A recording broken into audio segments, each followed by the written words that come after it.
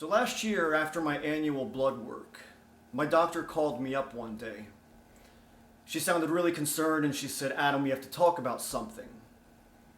You most likely have prostate cancer." Turns out, it was from my daily use of Kratom. So for those of you unfamiliar, Kratom is a plant, and it originated in the Southeast Asia area. It's also known as Metragina speciosa. That is the specific term for it. Some people call it Kratom. We call it Kratom here in America. It is a legal product in most places, typically used for its herbal and medicinal purposes, but it hits the opioid receptors, and it can be an amazing plant for those who are in chronic pain. Now, I've been taking it every day for the last 6 years. And let me tell you some things that no one else is talking about. Let me start with my disclaimer. My disclaimer is that I'm not a doctor. I don't advise or suggest anything for anyone else. I'm just sharing my experience with you. And first and foremost, I want to say I am an advocate for Kratom. I am a strong advocate for Kratom.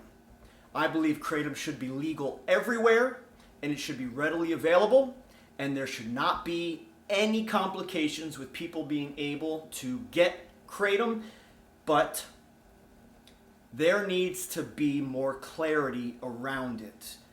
For those of you who are addicts or recovering addicts or addicted by nature like myself, Kratom can become just another addiction. It is habit forming. It hits those opioid receptors in a way that a handful of oxy will. It keeps people off of painkillers. It keeps people off of a lot of other drugs, and it's safer. And in reality, there's been a lot of confusion about Kratom. In each of the studies that have been talked about where somebody died of Kratom use, it was usually because it was associated with something else, and that person had also consumed Kratom. But again, I'm not a doctor. Don't listen to me. Do your own research. Now, as somebody who is very OCD and specific about myself, my body, and controlling my body, one of the ways I have been able to overcome my addictions is because when I feel my addictions taking over and I'm losing control, that is when I seek help. That is when in the past I have given my wife my pain pills, because I have been through a lot. I have had numerous near-death experiences. I have lived through a lot of pain. I have been in chronic pain. I am now 4 weeks out of a spinal fusion. I haven't felt my legs in over 10 years because of the spinal injuries, lack of discs in my lower back, and the nerves down my legs have just been fried. I had a problem with pills. To get off the pills, I was introduced to Kratom. Kratom kept me off of pain pills, kept me working, kept me living, kept me being a father, a husband, and it kept me alive for the past 6 years. Until just recently, I had my spinal fusion, and I have been relieved of so much chronic pain. But I have a severe compassion and empathy for those of you out there living with chronic pain that may never go away. And Kratom is a blessing. Now, I want to tell you that if you start taking Kratom daily, your body will depend on it. It will become a habit and then an addiction, and your body will go through withdrawal symptoms similar to narcotics, similar to the withdrawal of perks. It's bad. In fact, when I'm withdrawing off of Kratom to take a break, the few times that I've done that, those withdrawal symptoms have been worse than coming off of opioids, coming off of pain pills. It really has been. It's less controllable as well. And I'll go into a little more of that in a minute. But let's go back to why my doctors thought that I had prostate cancer. I get my blood checked every year because I'm very aware of my body, and I try to stay fit and healthy. And when my PSA levels came back, I was at a 9.8. And if you know anything about PSA levels, at my age, 41, which was last year, I'm 42 now, my levels should be between a 0 and a 2.5. 0 and 2.5. I came back at a 9.8. I had no other reason to believe that it could be anything other than prostate cancer. I didn't know anything about what it could be or why kratom could lead to my PSA levels being raised that high. Turns out, kratom affects something called the pituitary gland. The pituitary gland is a pea-shaped gland within the brain that affects a lot of what we do. And kratom raises prolactin levels and can cause something called secondary hypogonadism. So kratom hits the brain first, then it hits the spinal cord, goes into those receptors, then it hits the GI tract. So a lot of people doing higher doses of kratom will also eventually have GI problems, going to the bathroom a lot, diarrhea, stomach issues, things that seem like they are Crohn's disease or IBS could be kratom related. Now let's also talk about dosages. If you are being careful about your doses, it's not a big deal. But if you start doing what I was doing, which is, this is my scooper. That is a teaspoon. That is a tablespoon. Teaspoon, tablespoon. A tablespoon is equal to 3 teaspoons. You want to keep your doses under a teaspoon. Because once you start hitting that tablespoon, your body will just become so numb to the effects that first off, you won't feel the effects. And secondly, you will need that much more to keep it going. I was taking a heaping tablespoon, of this every 2 hours every day, just to deal with the amount of pain that I was in so that I could keep working. Now, I don't sit behind a desk, I work. I work blue collar, I work labor. I own a construction company, I own a tree and landscape service. So I would be climbing trees as an arborist, I would be hauling logs on the ground. I would then be working construction and doing demo and swinging a sledgehammer and wearing a tool belt and hitting nailers all day. I was working hard all day, every day.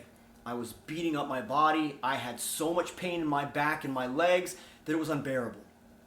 And I was hooked on pain pills. I was in a car accident 8 years ago. 6 years ago now, I have a brain injury. I suffered a TBI when I got hit by one of my Mason body dump trucks, cracked my skull, bruised my brain. The brain pain and the spinal cord pain were the worst pains that I've ever experienced. And I would have that at some point every day. I never got relief of the back pain, but kratom allowed me to work through it. And it actually helped over time give my body a break from ibuprofen, from Tylenol, from the other medicinal and pharmaceutical drugs that I was taking to deal with the pain. Kratom is a blessing. I'm going to say it again. I want everybody to know that. Kratom is a blessing. Now, another big issue with kratom that is not discussed is how it affects your sex. As a man, larger frequent doses of kratom will cause ED, I guarantee you. You will not be able to keep it up, no matter what. Then you're going to need to take something to counter that, like Viagra. Then the Viagra is going to lead to something else, and it's just this cycle. It's a cycle. You don't want to get there. So don't get into the higher doses of kratom, because making love happens to be the best thing in the world, and you don't want anything to affect that. At least I didn't. But problem is, when your body is that dependent on kratom, you can't take a break because the withdrawal starts so quickly. Now, for women, kratom can also decrease sexual stimulation. It will then take a lot longer and a lot more effort for a woman to achieve an orgasm if you are taking kratom. And again, we're not talking about micro doses, we're talking about real doses, large doses, frequent doses of kratom throughout the day. It will affect that. Now, kratom can also affect testosterone levels in men, so remember that. I'm not a doctor and I'm not going to go into a lot of specifics, but the pituitary gland is a very important part of the body. So I'm just going to read this off of Google here. The pituitary gland is an important pea-sized organ. If your pituitary gland doesn't function properly, it affects vital parts like your brain, skin, energy, mood, reproductive organs, vision, growth, and more. It is also called the master gland because it tells other glands to release hormones. So that's where the hypogonadism and secondary hypogonadism comes in. Now, hypogonadism is the reduction or absence of hormone secretion or other physiological activity of the gonads, which are the testes or the ovaries. Again, we're repeating the effect on sexual reproduction and how that affects a lot of things, including your sex life. So I'm taking these large doses of kratom to get through the day. And I'm not even thinking about what else it's doing to my body. And my PSA levels, my prostate prolactin levels were all up so high that my doctors were scared. They put me on a quick medication, I lowered my kratom doses, and within a month, my PSA levels got cut in half, and then with another month, my PSA levels were pretty much down to normal. And obviously, through all the other testing, we realized I did not have prostate cancer. But that was still a scare that I would have liked to avoid, because for a few months it was really hard on me and my family. Now, one thing that you want to do if you're taking kratom regularly is vary the brand, vary the strain. There's a lot of new strains out there and a lot of them are BS. It's not real, it's just different mixes. There's no rainbow leaf and train wreck leaf, because remember, the color of the strain, green, red, white, yellow, has to do with the color of the veins running through the leaf. Now again, I'm not going to go into a lot of the specifics about kratom itself. I just wanted to let you know of a few things about kratom that people aren't talking about. And you really need to know about this before you get into that world. Because again, kratom is such a blessing. I can't say it enough.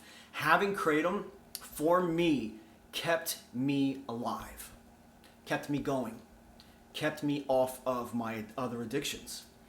And that in itself was a blessing. So I wanted to give you guys just a little additional information. Hopefully you are doing your own research before diving into kratom. It's not something that you should just try out and say, oh, let me give this a whirl and see what it's like.